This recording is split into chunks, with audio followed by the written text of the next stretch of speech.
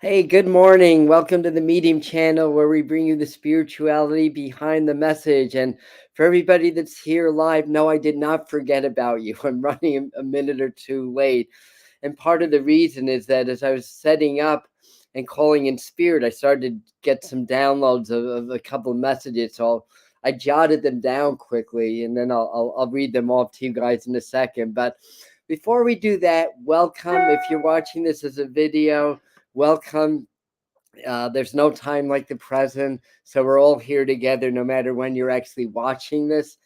And and if you're new, you can say hi and let us know where you're from. And what we do every Sunday morning is that we talk about the week ahead, and we get some guidance through tarot and through other forms of divination. So I like to pull a meditation card for the week that's perfect for our community.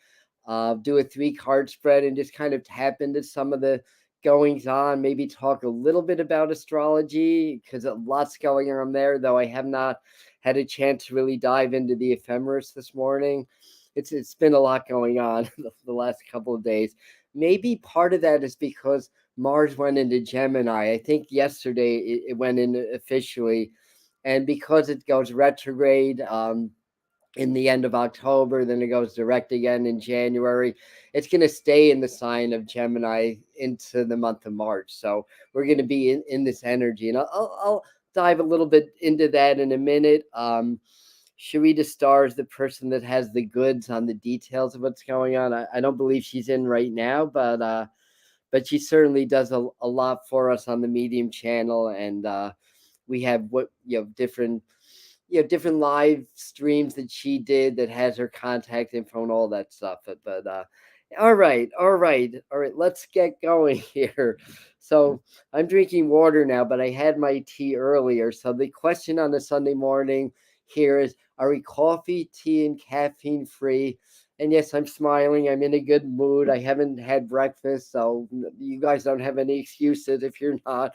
Although I did have an orange, so maybe I'm lying. But and anyways, and yeah, this is kind of like showtime. I think this whole transit that we're in is just going to bring everything out. This Mars transit, because Mars is energy, and we're in the infamous USA Pluto return, and we'll be there till 2024, which is Pluto's about regeneration and amongst other things. So it's death and rebirth. And God, this Donald Trump, not that I want to bring him up too much, but is he a Gemini? I don't remember. Sharita, where are you? um, anyhow, I was just kind of looking back at my the predictions I did for August at the beginning of the month, and it had to have been like 3 or 4 days before the FBI raid. But one of the key points was that Trump back in the news, or more in the news. So we kind of picked up on that, and a few other goodies also as well. So anyway, without further ado, one as I was preparing, first thing I got was an image of Wall Street and people kind of confused and sort of shuffling around. Don't be surprised if there's a lot of surprises this week or in the next couple of weeks of stocks going up, stocks going down. More news maybe about the coming recession, all that stuff. Um, then speaking of Donald Trump, the issues around him, they're just saying, and we talked about this before, that a lot of what we see in the news and what's portrayed, and I'm not saying that the media is all lies. I mean that there are really good people in the media that want to speak the truth and want to help inform people, but there's a larger system of control around that ties in with the governments and the big corporations and such. And when people are divided, running scared, and don't know what's going on, and it's just kind of being hit by one thing after another. I mean, it's classical manipulative psychology, trying to keep people emotionally ungrounded. So it's like one of the ways, there's many ways to control people, manipulate people psychologically, but one good way of doing that is causing large fluctuations in emotions. And you're kind of saying things that'll cause somebody to go into very high emotions, and flipping that to the opposite, getting them to go into very low emotions. And that has an effect. And I've studied psychology, and I continue to be interested in it. But that has effect in making people more compliant and more controllable. So just keep an eye out for that, of the ups and downs. And it's well known that most people either are really behind the ex-president, or they really despise him, and really see him as a crook and a criminal. And I think that's all being exploited. And I'm not here to say that he is a criminal or he's not a criminal. Frankly, I don't have enough information to make that assessment. And I don't think a lot of people that are making that assessment have enough information to do so otherwise. I mean, do I think that he's completely within the bounds of the law? Well, there is proof that he's not, but that goes more into his prior business dealings. At least whatever validatable proof exists, I'll put it that way. I believe the rest is conjecture based upon circumstantial evidence, hearsay, and what's being said. Now, I'm not that politically oriented. People sometimes that are on the left wing accuse me of being right wing, and people that are right wing accuse me of being left wing. That's because I don't play favorites. I dislike both of them. I don't like the ex-president. I don't like the current president. I don't like what's behind them. I think it's all part of a larger control system that's going on. And I think with Mars going to Gemini now, the sign of duality, that we really have to be aware of that. And again, have an opinion, and express yourself. I mean, sometimes that's how we learn, through honest debate. That's the foundation of democracy. Also, it's like getting the people together, hearing their views, letting them debate, and allowing the lawmakers to kind of oversee that, and to abide by what the wishes of the people are. But it's more like the and it's been validated and proven enough that I can kind of put this out there, not as a conspiracy theory, but it's just something that's going on. But again, there's this agenda to really divide people, and to try to get people just sort of ungrounded and off their game and everything. So I wrote that down. The issues deepen and they divide. I mean, I glance at the news and what's being said. I mean, the Espionage Act, well, that's basically accusing him of being a spy, but that's been that's an ill-defined edict. Is that the right word, or law? And it's been used against people that are like anarchists and stuff like that, accusing them of being spies. So there's that, and then there's another infraction. If he's accused guilty, he would be prevented from running in 2024, which a lot of you will be like jumping up and down, I'm sure. But you do that, and you kind of seal the fate of there being a civil war in this country, basically. So, do they want that? Is it, I mean, it's possible, because it's proven that war is very profitable. You look at the earnings of companies like Raytheon and Lockheed Martin, for example. So do they want that in order to step in with a more centralized government, and make it, put it in a very attractive package, when it's basically boils down to what's the right word? Um, um, Organized tyranny. That's the expression that I'm trying to come up with. I'm not saying that it is or it isn't, but certainly from what I'm seeing and what's going on, you'd have to at least um, examine that, or be open to that possibility. We'll put it that way. And again, just understanding we don't know, because sometimes we get so wrapped up in our opinions that our programming kind of takes over. And if somebody threatens our opinions, it's kind of like subconsciously, it's like a survival threat. And then we don't listen to the other person. We just get defensive and attack, basically. And again, that's what they want. They want to exploit that human psychology in order to continue their programs of centralization. And in theory, having centralized government, does, softening borders, I'm all for it, but not when the ones that are going to be the centralized ones in power have proven to be corrupt, have proven to be power hungry, and have proven that profit is more important than the welfare of people, and have shown disregard for the welfare of people.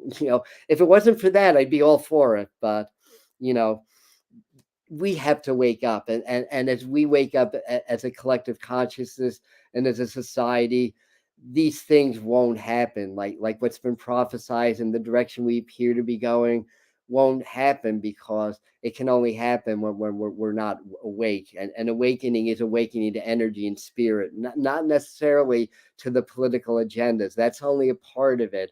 And in fact, I'll go a step further and say that that's a a product of it, really, because once you start to understand who you are as spirit, once you start to understand energy and can feel spirit, then you start to understand the non-truths and the manipulations. So and you understand it from a place of compassion and a place of the heart and a place of spirit, not a place of anger, not a place of resentment, and not a place of fear. Because with those emotions, understanding it is literally impossible, because you just can't get past those. They're drugs, they're hormones in the body. So anyway, what else did we write? Use Mars energy to see both sides rather than to choose sides. So Mars comes into the sign of duality for 7 months. That's Gemini. In fact, the moon's in Virgo now, so we're getting a little taste of that, because the moon's in a Mercury ruled sign right now, and Mercury is, I believe, it's in its approach to its retrograde. I've certainly been feeling it for the last week. I know for sure it's slowing down, and when Mercury starts to slow down, we start to feel the effects. Miscommunications, technology, all that stuff starts to come into play. But with Mars and the Mercury ruled Gemini, the Mercury retrograde are going to carry extra weight. The next two, and I think even the one next spring will loosely touch into this energy. And then the other thing I wrote down is, if you don't level up spiritually, that you're going to be in for a bumpy ride. So again, I say this a lot. It gets more and more important. Stay in your center. Stay in your heart. That is the eye of the storm. When you're truly in the heart vibration and frequency, in that moment, I mean, you can't really sustain it 24/7 unless you've attained a very high level of spiritual mastery. But for that moment, when you're in the heart vibration, you're immune to the programming. You can't hate, because you're in the heart. Hearts don't know hate. When we start to hate, when we start to fear, the heart becomes incoherent. The heart and the brain are connected. So when the heart becomes incoherent, the brain becomes incoherent. And we become very easily programmed again. What a coincidence. Now, am I saying that this is a very orchestrated act against the people? No, because I don't know that. But again, I think as intelligent human beings, we should consider all possibilities and trust our intuition and trust our heart. And we can only do that if we're willing to shut off the social media and the news, and shut off the technology for a while, and really sit with our hearts, and really go out into nature and meditate and really feel the energies. That's what we're going to need in order to evolve during this time when there's a lot of pressure to de-evolve. Because again, evolution of humanity is not good for the business of those elite, the cabal, whatever you want to call them, those that want to control everything. So that is that. So moving right along, I often I like to do little tarot tutorial, and then I decided to pick these two cards just to talk about today for a minute. And you may ask, why these two cards? Well, good question, y'all. I'm sorry that I'm missing you guys' comments. Um, but I am. From a distance, I can kind of read this way. I have to go like this if I'm going to use my reading glasses. So the Tower card, its rulership is the planet Mars, and the Lover's card's rulership is the sign Gemini. So Mars is going. Let me see. No, this one. No, everything's opposite on StreamYard. Okay, Mars is going into Gemini now, and they're joining forces. So what happens with the Tower card, key 16 in numerology? It levels, and this is and what happens with the Lovers card? That's about choices. It's about duality. I mean, it can be about love also, but it's often taken by tarot readers to be more about choices and about decisions and about again the duality, the sign Gemini, and everything that Gemini represents. Now, Gemini is the intellect also. It's Mercury, so Gemini is smart. If you know Geminis, if they're very evolved, they're smart, they're intelligent. If they're not involved, they're too clever for their own good. I think we've known those types of Geminis or people with Gemini Ascendant or Gemini Moon or whatever. Again, not to rag on any signs, but because they all had their gifts, and then they all had their challenges. But the but that's really what's coming in. So with the Tower, sometimes we just have to be willing to let go and understand that in order for things to grow, in order for things to evolve, sometimes there's a period where it all has to come falling down to be rebuilt on stronger foundation. The Fool's Journey, which is the major arcana of tarot, depicts the spiritual path. And in key 16, key 15 is the Devil card also. Key 14 is Temperance, which is Archangel Raphael, or that's one of the players of the Temperance card. So the Devil card is the sign Capricorn, and it shows us what we're holding into, what the structure is, and how that's limiting us, amongst other things. And then when we get to the point of the Tower, which is key 16, it all levels. And then key 17 is the Star card, which is very inspiring and brings in a new wave of spirituality. So nothing happens in a straight line. When we go through spiritual evolution, we have a quantum leap, so to speak, and we attain new gifts very quickly sometimes, and new insights, even a new personality sometimes. But then there's a tendency to level off for a while, and maybe even go down a step or two, and then go up like 4 more steps. So just like energy itself, it comes in waves. It doesn't come as a steady flow. Listening to the sound of my voice is not steady. It's more like, if I slowed it down like 1,000 times, it would sound like but there would be pauses of silence within it, because it's energy, and energy is waves. There's crests and troughs. So one of the things to really go into this Gemini energy, Mars's energy, Gemini is duality, is understanding that waves have a crest and a trough. There's always a positive and a negative. There's always an up and a down. But if we're in the heart, all polar opposites become one and the same, because if I go up and then I go down, it's not it the only reason they're opposites is because of the perspective that I am. If I levitate to the ceiling, what was once up is now down. So all polar opposites are one and the same. It's our perspective that makes them opposite. Basically, it's our duality. So this is a really amazing time to to understand the nature of duality. And it's not a negative thing. That's without duality, there would be no physical universe. There would be no wave pattern. There'd be no crests or troughs, because that's duality. But the crest and the trough is just energy. It's just two sides of the same energy. It's just two sides of the same whole. Hopefully I'm making sense. Am I making sense? Back end, plug us in, nothing on the banking system crashing at them. Yeah. I think that's why they show me a very distinct image of Wall Street, which is, a financial hub of the world, basically. And showing people running around like chickens without their heads, basically. I think there is some big hits on the banking system. The nature, which I don't quite understand yet, but a lot of it has to do just with money, and money being used for power. Money can be a tool for our own freedom and our own growth also. Again, it's all how we look at it. And I think this Gemini, which is of the mind, very intelligent, and Mars's energy, is really reminding us our reality is just how we look at things, and then we assimilate that into almost like a facade of what reality really is, but it's just our perspective and how we're looking at it. We have to learn how to be in our center and be in our heart, where those opposites become one and the same, and then we start to see the truth from there. When we start to get triggered by the news and by other people's views and so forth, I mean, a little funny story. I mean, I get shit virtually every day, because I post a lot on social media, on YouTube. I do my videos or whatever, and not everybody agrees with what I have to say.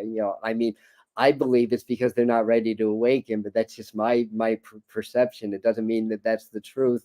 But whatever the case is, like I suppose it's something like it was the channel Inspired, which, yeah, they're little they're kind of conspiracy oriented, but I really like the information they put out. And I shouldn't even say but, because I am very much, I wouldn't say a conspiracy theorist, but I am aware of conspiracies. I'm aware of things that have happened, that have been proven.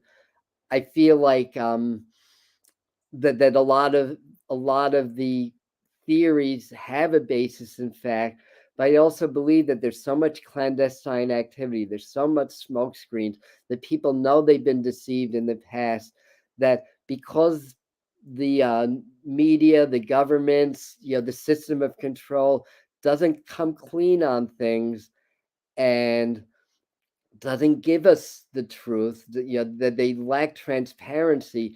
That's why there's conspiracy theories. Again, using things around the virus. Just to admit that it's a new phenomena. Maybe we made a mistake, and this is what we know now, rather than trying to, anyway. I don't want to get too deep into that, but I think you guys get the idea.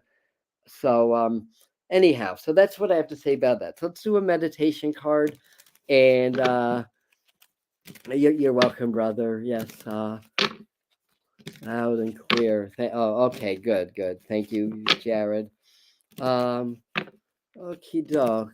So I want to pull a meditation card for us, for our family, our group here.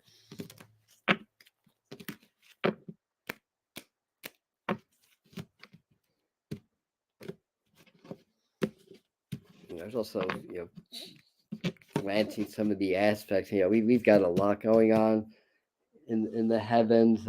Even before I do that, what were they saying about today? The moon is trining Saturn. That's nice. Oh, the Mercury Neptune opposition, because Mercury deals with logic and facts, and the Neptune kind of deals with the more the etheric and the unknown. Sometimes it can be a little bit delusional. So you have like those clashes that are going on. So you may find people are a little bit parsnippity today.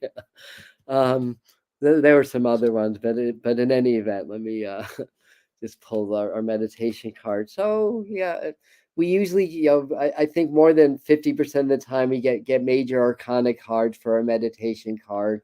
They comprise about 1/4 of the deck, even less than that, about 1/5 of the deck.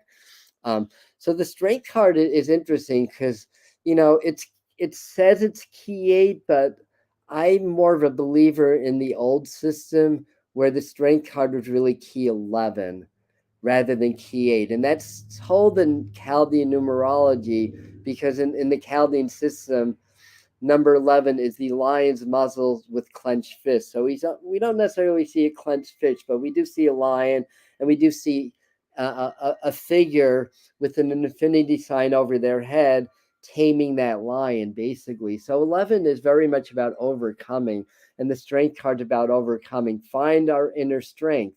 Now, in terms of how to use this in meditation, basically what you do is you get very relaxed, like any other meditation. Get present. When you're thinking, you're not sensing, and you're not connecting with spirit. When you're connected with spirit, you're not thinking, you're not in your conscious thoughts, basically. So you want to get into that place where you're just being rather than thinking. And once you do that, just kind of almost like open the door, step into the scene, see what's hidden, because the card only shows a small percentage of a whole panoramic, three-dimensional seen, step into it and feel it. That's the first thing. When meditate, it's like opening a door into a new reality, going into the energy, this tarot card. First thing is, what does it feel like? A lot of times when people are going to buy new houses and they come to me for advice, for a reading about it, I tell them, first thing you do, forget about the price of the house, forget about the neighborhood, forget about everything. Just clear your mind, open your heart, feel, then step into the house and then gauge what you feel. Do you feel better or worse? If you feel better, then maybe look into it further. If you step into the house and it doesn't feel good, then step out of the house and say it's not for me, because every house has an energy and a personality. Same principle applies here in this meditation. When you're not in your thinking mind and you're just feeling and just vibrating with spirit and nature, step in. First thing, what do I feel? What emotion am I feeling? What do I feel in my body? That kind of a thing. Then maybe you may say, what colors am I seeing? And again, you want to stay present. So you don't want to be in your thinking mind. So setting intentions and presence is an art within itself. Like learning how to do that without engaging your right brain so much and remaining in that whole brain energy. But if you're very relaxed and in your heart, you can set intentions like that. And then what are you seeing? What are you sensing? What are you feeling? What messages come to you? What intuitions do you get? And are there spirit guides there? Is this figure a spirit guide? Is the lion a spirit guide? Your lions represent strength, and will. Um, um, and we're about to exit the sign Leo in a day and go into the sign Virgo. So we've been in Leo energy in the Lions Gate portal and all that stuff. So this might just be Spirit's way of also saying, you take one last step into the Lions Gate portal and use the strength card to do that and see what information you get. Let's do 3 cards now. And moving right along. Oh, yes, I have my clipboard, my advanced technology for displaying the cards for you. Beautiful day in the neighborhood, a little bit hot. But then again, it is summer, we expect that. And I love the heat.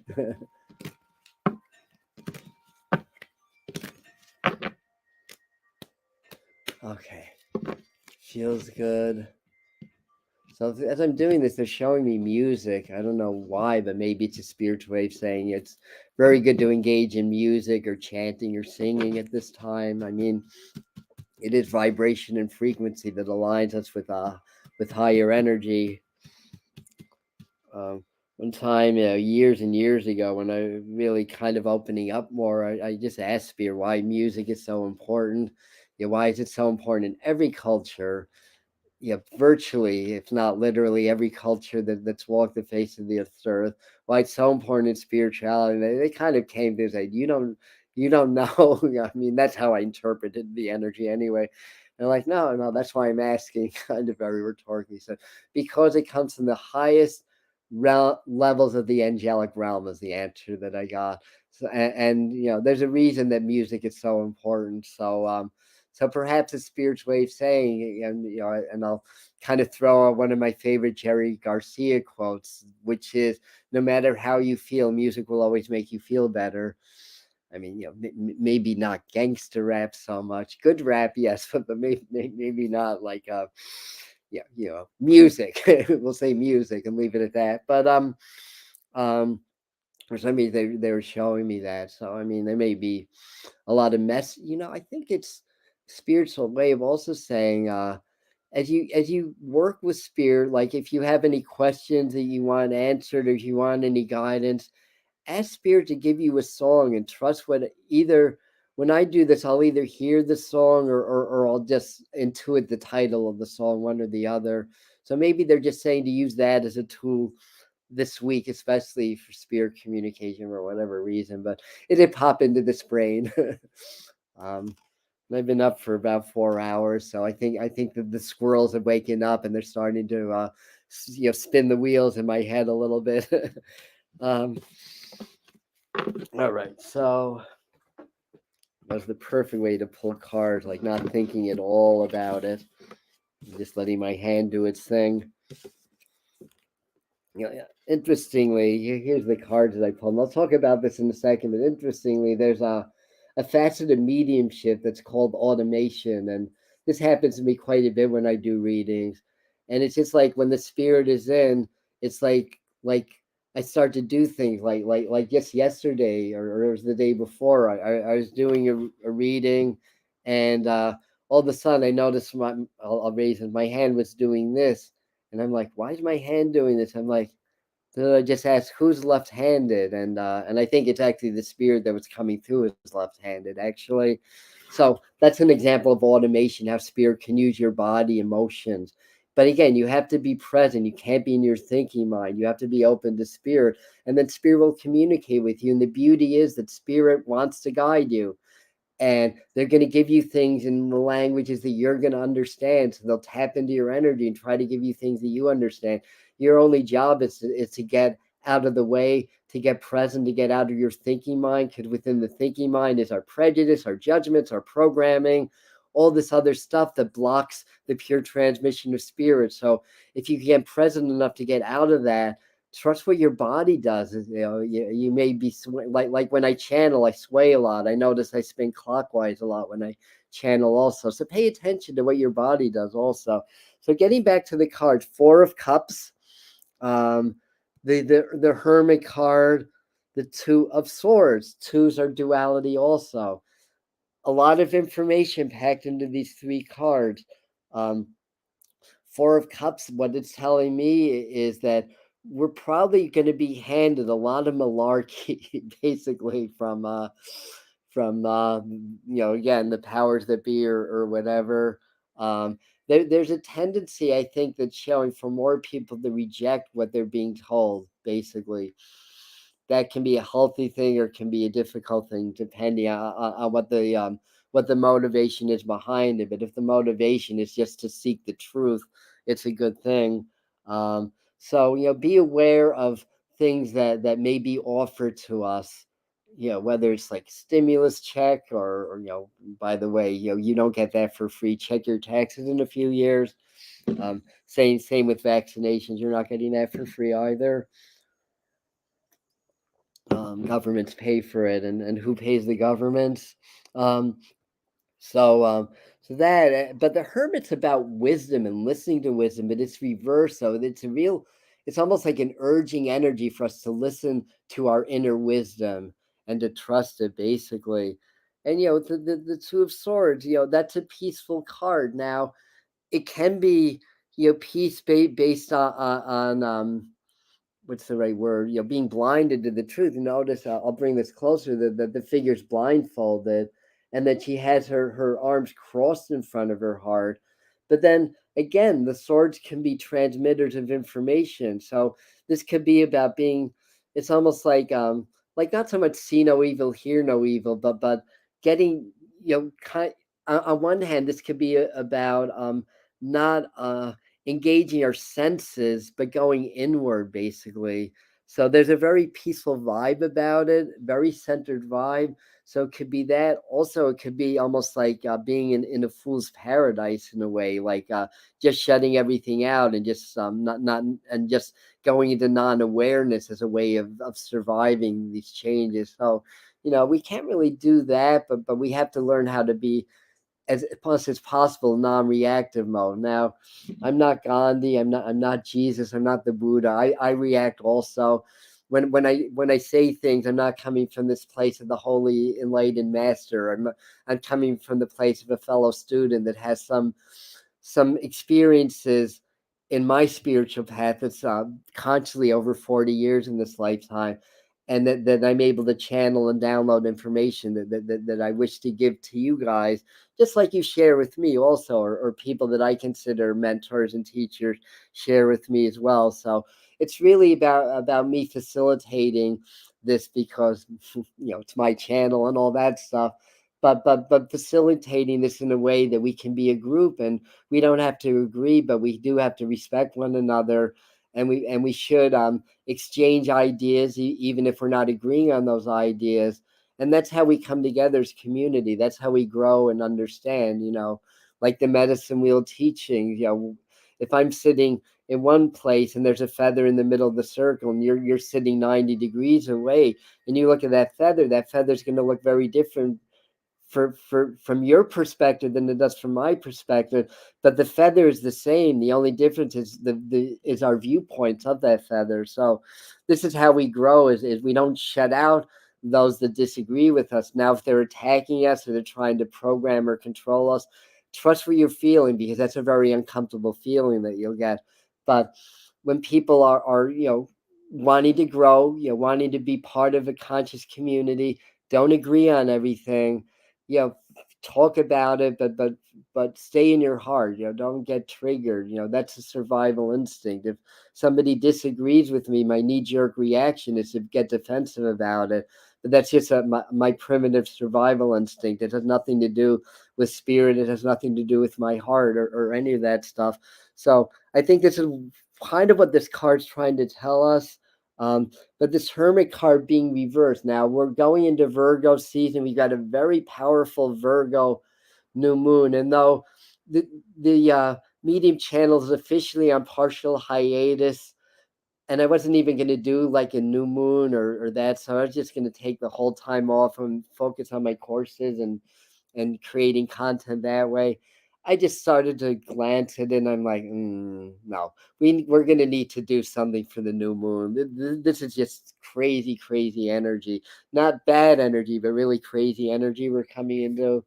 And it's early Saturday morning, Eastern time, so that's coming up as well. And then we see kind of a crescent moon. So I think Virgo can be very discerning and very analytical, but it can be a very peaceful energy also. So I think that's part of it. It's kind of more like the reflective side of Mercury, where Gemini is more like the active side of Mercury. At least that's kind of my crude delineation of the two Mercury ruled signs. So Virgo tend to be much more that analytical kind of intellectual part of it, where Mercury tend to be that fast movement, that high intelligence, that high electrical frequencies, the nervous system, and all that stuff. So Mercury is going to be very much in play, and stuff. So let's move on from that. I want to do a Native American card also, and just kind of a great cartoon is a man and a woman, and between them is a bee. Her thought is honey, his is death. Thank you. That's perfect. um,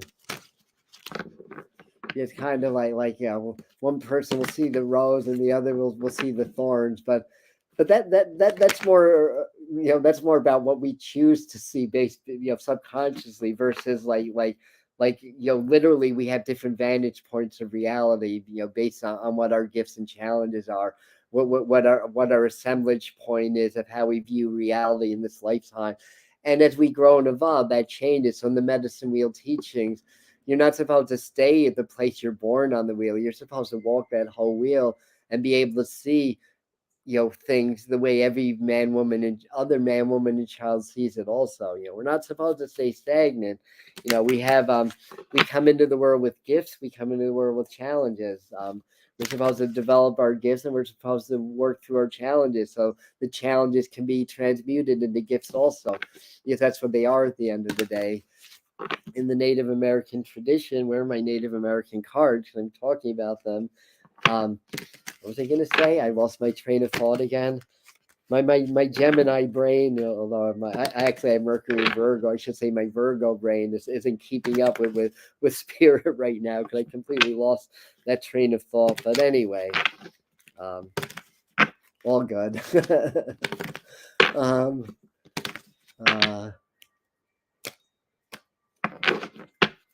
No, spirit's not giving it back. Say, no, we're not giving that back. Move on. Don't hold on. Virgo energy likes to hold on to things also. Saying, don't hold on to that. Don't hold on to the past. Okie doke. All right. So in the Native American Tarot, we got the Sun. Oh, I love the Sun card. And this kind of almost, well, it's more like a medicine shield than a medicine wheel, but the sun illuminates, right? The sun is bright. The sun gives life. The sun gives energy.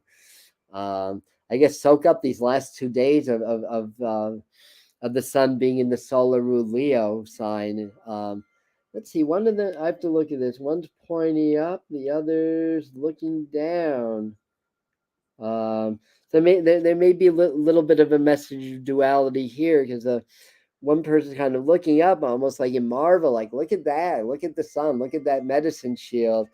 And the other one's kind of more, she's more like, I'll hold this closer so you guys can see better. You have to take the glare into account. And more kind of like looking down, she's kind of got her hands on her heart, basically. So she's seeing or processing whatever's going on with them very differently. But I feel like what Spirit's saying is, but this is really the same person. It's just kind of two sides of a whole, basically. And kind of sort of recognizing that the sun created the earth, and the cosmos created the sun.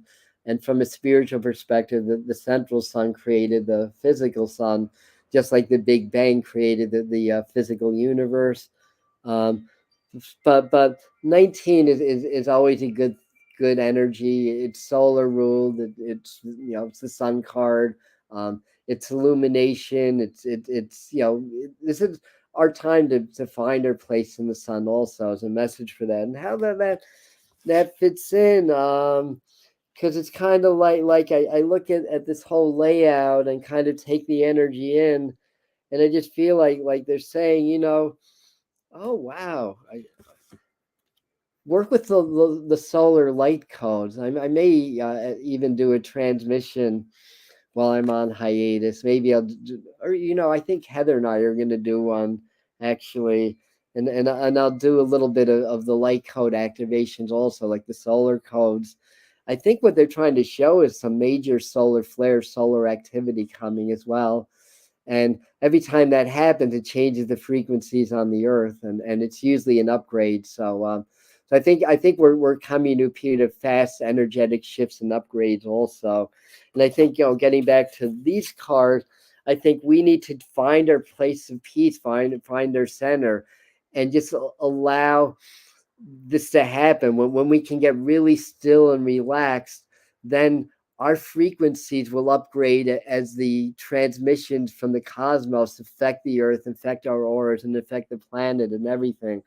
But if we allow the chatter of what's going on with those that are afraid, subconsciously resisting, and you're trying, again, subconsciously to get you off your game, whether it's your family, your friends, the governments, or whatever, I think we have to remind ourselves we need to every day go within and just maybe feel the inner sun, feel that the sun is in our heart, and through that connect with the light codes, the solar light codes that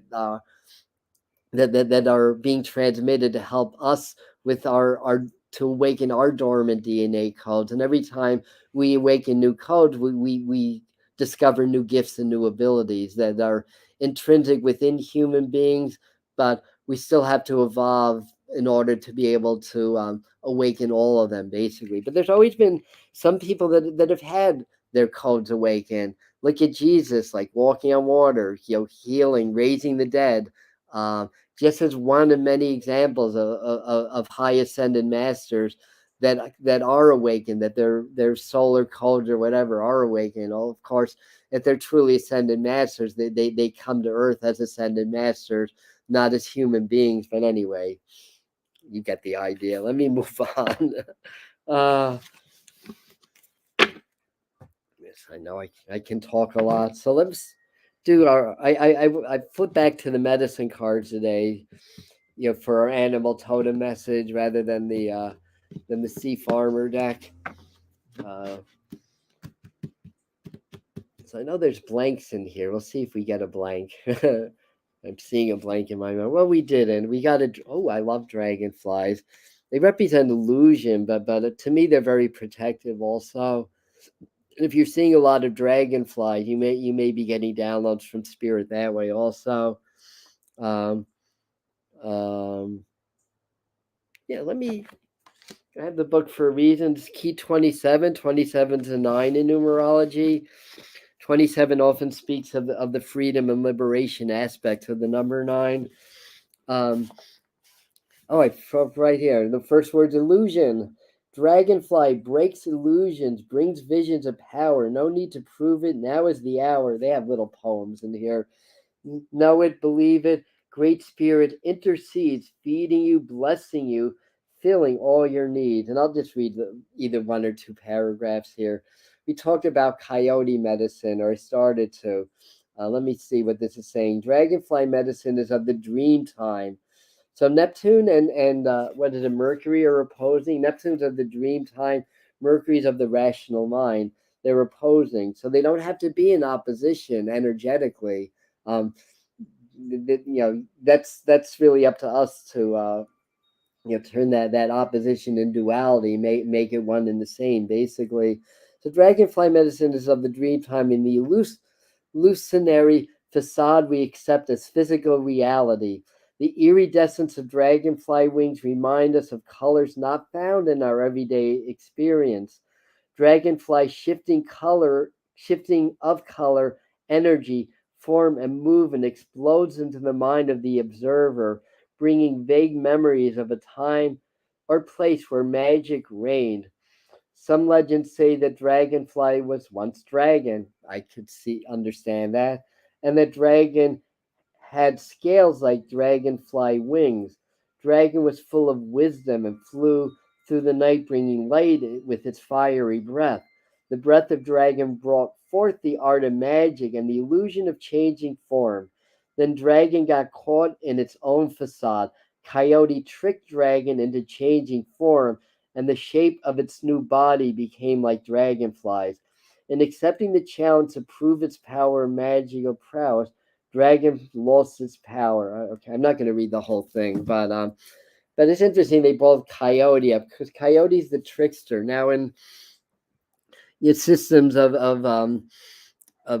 divination and astrology or whatever, sometimes Mercury is also referred to as the cosmic trickster. Mercury is very, very active because Mars is going to be hanging out in Gemini the next 7 months or so.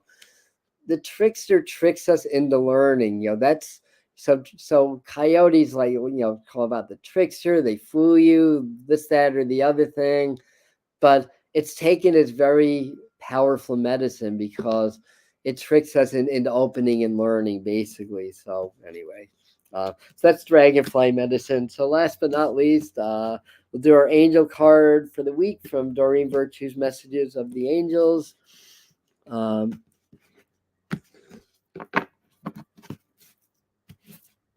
Yeah, dragonflies are powerful. I'm just looking at Wendy's comment on if you're seeing a lot of them again, it may be just sort of opening your eyes and dispelling illusions in your life. He said, I find that to be very protective energy also. And one time when I was under psychic attack for months, Spirit just all of a sudden just I was meditating, all these dragonflies came around and surrounded me, and the energy broke like that. This was long time ago, and I realized that at least for me that they're a protective energy. I want to say, all right, I have to clear my mind. I get the right card this way. This one, Athena. I think we've gotten her before, right? It is safe for you to be powerful. You know how to be powerful in a loving way that benefits others as well as yourself. Part of being powerful is discernment, and sometimes this whole thing can be misunderstood. Like, for example, like if you're like me, if part of your challenge of growing spiritually has been being overly sensitive, being developing people pleasing qualities, all that kind of stuff. What's the other word I was going to say? Kind of shying away from adversity or avoiding confrontation and stuff like that. Being powerful doesn't mean like always having a big mouth, always sticking up for yourself or what others. To me, it's the art of discernment. Like, there's times to speak up and to let your energy be known, to not let others diminish you, and there's other times to just step back and not react, basically. So that's, to me, the big part of being powerful. It's like knowing when to hold them and knowing when to fold them. So that's part of the message that I'm getting from that, basically, as well. I think, a couple of people are popping in late, so we're about to finish up, but this will upload as a video, so you can catch the whole tarot time that way. So, all right. So anyway, that's what I'm getting today. I'm getting ready to visit my son in eastern New England, so I'm heading in that direction in a couple of hours. So thanks everybody for being here. I'll probably see you live probably Thursday evening. There's no uploads for the next 2 weeks. This gives Heather a little bit of time off. This gives me a little time off to focus on what we need to focus for our business and to upgrade and to be able to share to the next level, and also to work on my courses. So it's going to be exciting way to end the summer, and then I'll be able to come into the autumn cleared, refreshed, and all that stuff. I've been on burnout pace for probably a couple of years now. So anyway, looking forward to it. Thank you all for being here. I love you, and we'll see you next time. And yes, we will do tarot time next Sunday also. Which, no, in 2 weeks is Labor Day weekend. We'll do a Labor Day weekend too.